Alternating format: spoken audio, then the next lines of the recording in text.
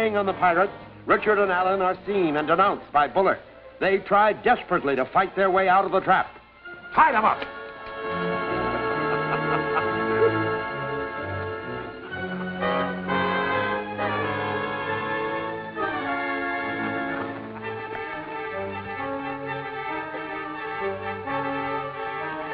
Here's a chance for some sport, lads.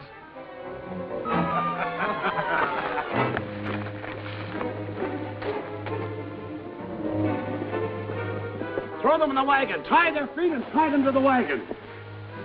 Tie them tight.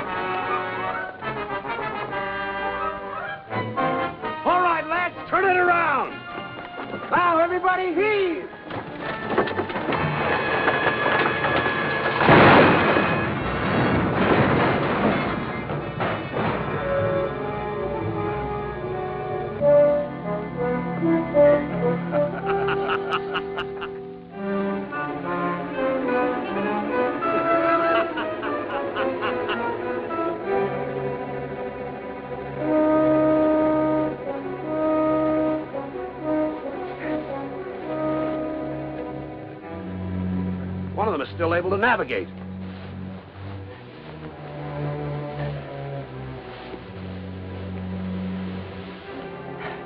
Richard.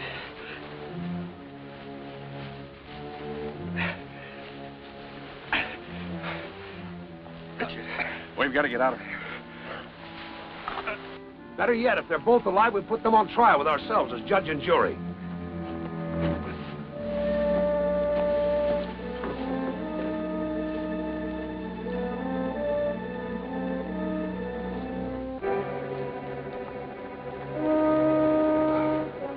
We'd better get back to the beach so they can send a boat for us. We've got to finish our work here first. Now, let's be sure our work doesn't finish us. What more can we do here? We have to find out exactly how many pirates are here. There are more than enough for me. Then we must make a list of all the ships in the harbor. And what are the pirates going to be doing while we're making this list? We'll worry about that later. Let's be on our way.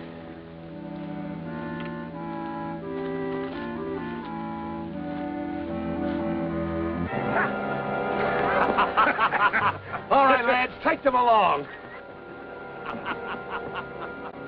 We'll hear from you, Mr. Devry. I first saw these two in New York. It was in the days when I was mate to old Captain Tom. We were on the prowl to fill the crew of the bark Argus. We spotted them heading for the Sailor's End, though they hadn't the look of seamen. We made short work of them in spite of their brave appearance, and soon had the two men for the Argus. We brought them aboard as two likely recruits for Captain Thew. But they proved to be troublemakers from the very start, even defying our captain on his own deck. We chained them in the hold. Before I left, I gave Dale a taste of what he might expect. After a few days, we allowed them on deck, but they questioned every order that was given them and refused to do their own work. Like I said, I mistrusted the looks of these two from the start, but we were short-handed, so I couldn't be too particular. They had the appearance of being more than they pretended. Also manners that didn't belong to a common seaman. We soon learned the truth about them. I was keeping a close watch on them and saw them talking to others of the crew, probably stirring up a mutiny. Then one day I was watching them closer than ever, and I saw the start of the trouble. Duncan was shirking his duties. When I ordered him to stop, Dale attacked me. Meanwhile, that brute Duncan was near finishing the other man of the crew. I was holding my own with his pal, Dale. Duncan proved too strong for our man and knocked him down. Dale was younger and stronger than me. I had to draw a weapon to defend myself. The crew stood by without helping, showing how these two men had already spread mutiny among them. Dale disarmed me by an unfair trick, then struck a blow that smashed me to the deck. The crew cheered this act of mutiny. Captain Thew had been watching all this from his place on the quarterdeck. Being mate, I tried to enforce order, but they knew no discipline. Now, what they'd been plotting became plain as day. Captain Thew appointed Dale mate in my place, claiming that an officer should be able to master every man of the crew. You may think it strange for a captain to back a mutineer against his own mate. Stranger things were to happen. All a part of the plot I tell you about. Like I said before, I was always suspicious of the two. I had a strong feeling that they weren't our kind. I laid low and kept my thoughts to myself, but my suspicions grew stronger within me. Then one day, after many weeks, we sighted a ship. Captain Thew had one look, then yelled that it was Kidd's adventure galley. Our new mate passed the captain's orders on to the crew. The men went to their battle stations. I took good advantage of the excitement to do something I'd been wanting to do, search Dale's possessions. And I found what I wanted. Meanwhile, Kidd had closed with us and the battle was on. As always, he had a bigger and stronger ship. I took the papers I found to Captain Thew on the quarterdeck. He was sharp with me at first, but when I showed him what I'd found, he saw what a great injustice had been done. The captain ordered us to arrest Dale and Duncan, saying that they were spies for the Admiralty. He ordered their immediate execution, even though we were still under attack by Kapten Kidd.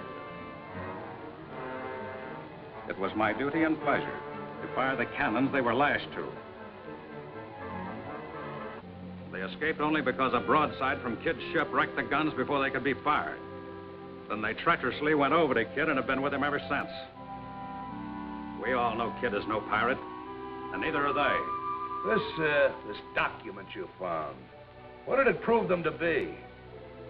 That Richard Dale is a king's officer, and Alan Duncan a member of the Royal Navy. They were commissioned to spy on all pirates and destroy them. I defy you to produce that document. Silence! Is it the judgment of this court that both of these men are guilty? Let's finish them. There's no rush to finish them. They should provide rare sport. Lock them in the fortress dungeon till we decide what to do with them.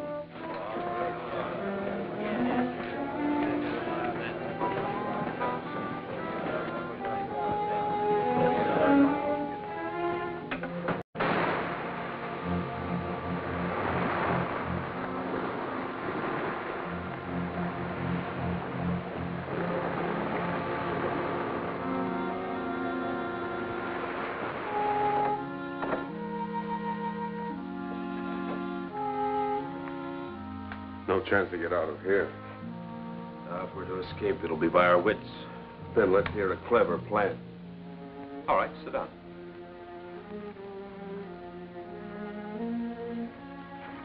Draw me a map of a place where treasure might be buried.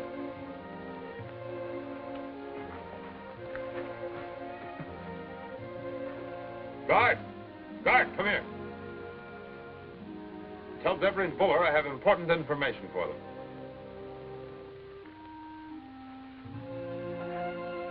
Make it look like an island. The cross mark here, and a line that looks like a path.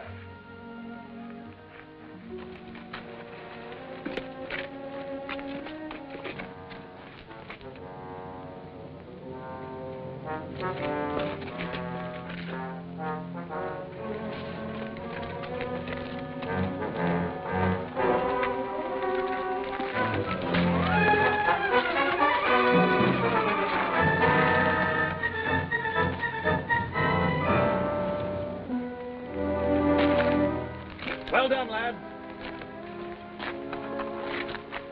The rest of you need no disguises. Now, let's learn what happened to our mates.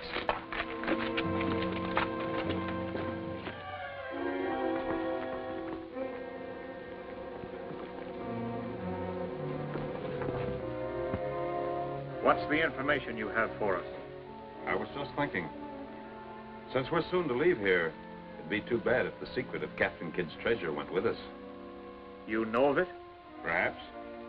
We'll trade our knowledge for our freedom. We'll need proof. Then come in. We'll give it. Buy yourself some ale.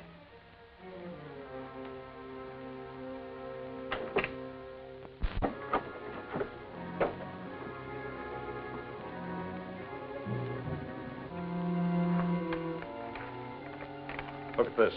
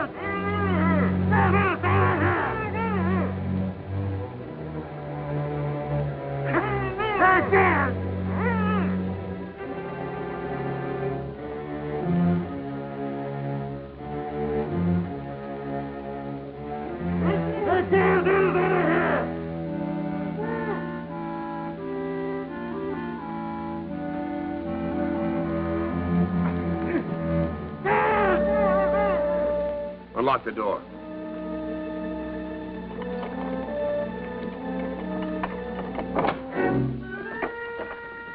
Hey, guards! Untie them! Let us down ahead! Quickly. They locked us in. So I see. Well, they mustn't escape. They won't. Sound the alarm.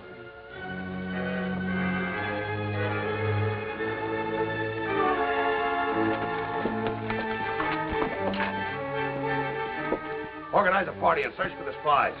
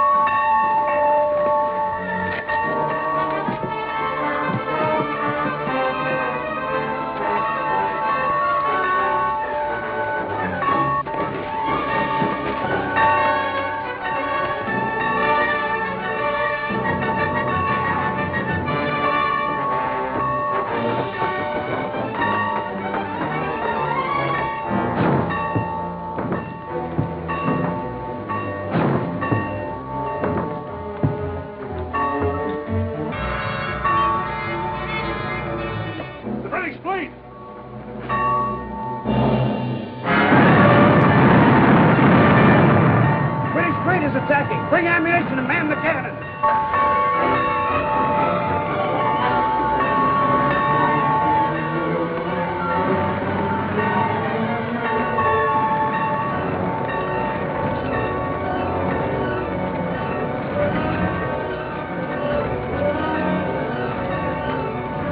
Kapten Kidd.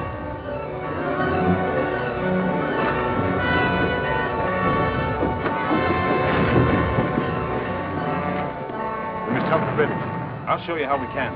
Follow me.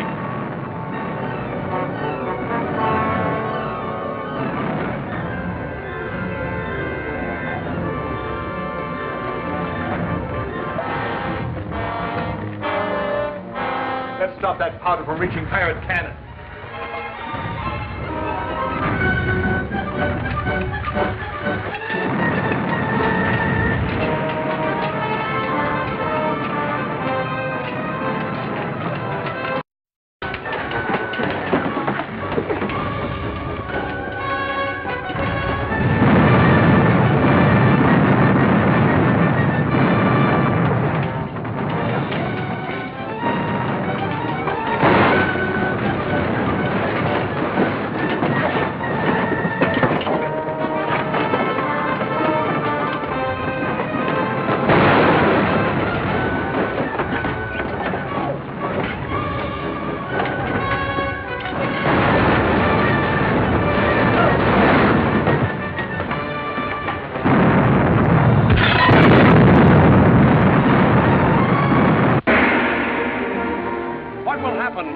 Fleet lands men on the pirate island. What is the meaning of this encounter outside the pirate tavern? You can't afford to miss Before the Firing Squad, Chapter 12 of The Great Adventures of Kapten Kidd, at this theater next week.